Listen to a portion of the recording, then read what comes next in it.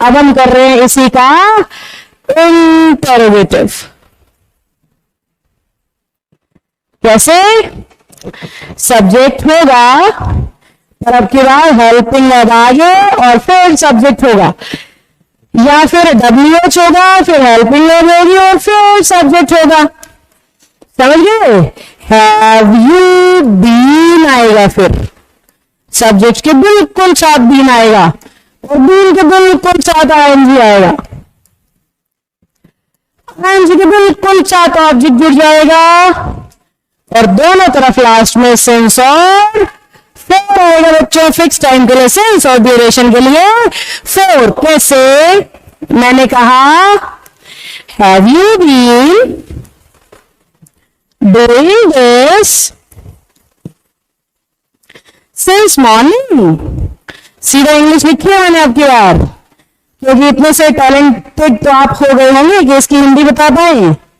Have you been doing this since morning. क्या आप सुबह से ही काम कर रहे हो? क्या आप सुबह से ही कर रहे हो?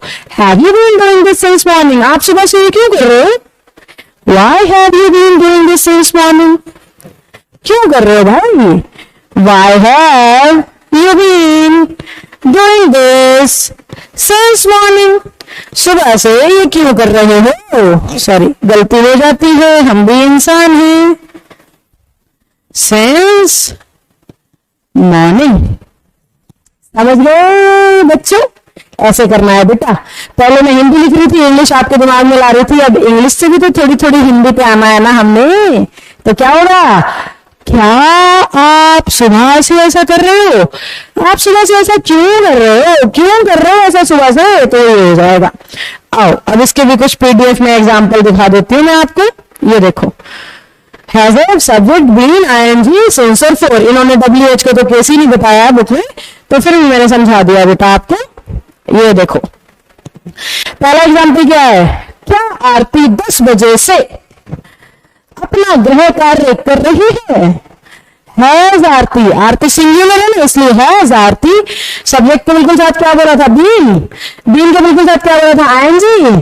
फिर क्या बोला था? ऑब्जेक्ट हर हाईलाइट और लास्ट में सेंस और फोर। मिनट सेकेंड आर के लिए लगते हैं। फिर क्या धोबी सुबह से कपड़े धो रहा है? Has the washing man been washing the clothes since morning. सुबह दोपहर शाम सेंस होते हैं। क्या स्टेज पर लड़कियां 1 घंटे से डांस कर रही हैं? Have the girls been dancing on the stage for 1 hour। देखो 1 घंटे से नाच रही थी। कौन? लड़कियां, प्लूरल, इसलिए हैव लग गया। समझ आ रहा है कि नहीं आ रहा बेटा? आपने कैसे करना है ये बता रही हूँ ना पिछले क्लासेस से मैं। आपने ऐसे नहीं करना है। आप यहाँ पे रख लीजिए अपनी नोटबुक। आपने मंगा लिया फ्लिपकार्ट से बुक। लेफ्ट में हमें हिंदी दिख रही है, राइट साइड में इंग्लिश लिखी है मैंने, ताकि आप उसके ऊपर अपनी नोटबुक लिख लें, सॉरी रख लें। हिंदी देखें, इंग्लिश लिखें, हिंदी देखें, इंग्लिश लिखें। फिर नोटबुक हटा के मैच करें, सही या गलत।